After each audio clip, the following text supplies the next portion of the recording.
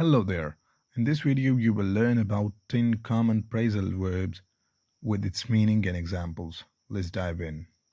The first common phrasal verb in the list with break we have is break down. It means to suddenly stop working. For example, my new watch has suddenly broken down. It means it stopped working. The next phrasal verb with break we have is break out. It means to escape from a place or a prison or a dangerous situation. The prisoners broke out of the jail last night. The next common phrasal verb with break we have is break in. It means to wear or use something until it becomes comfortable. For example, I need to break in these shoes before I can use them for a long time. The next phrasal verb with break we have is break up. It means to end up a relationship or to separate into smaller pieces.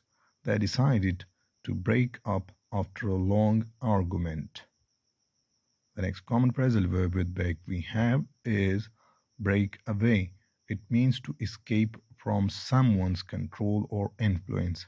He decided to break away from his family business and start his own company. The next phrasal verb with break we have is break through. This phrasal verb means to succeed in making progress despite of obstacles. After 5 years trying, they finally break through the cancer research. The next common phrasal verb with break we have is break off. This phrasal verb means to suddenly stop talking or doing something. For example, the conversation got heated, so I decided to break off before things got worse. The next common phrasal verb with break we have is break into. This phrasal verb means to enter a building or a vehicle illegally. For example, someone broke into my car last night and stole my stereo. The next common phrasal verb with the list with break we have is break down into. This phrasal verb means to divide into smaller parts. For example, the budget can be broken down into several categories for easier analysis.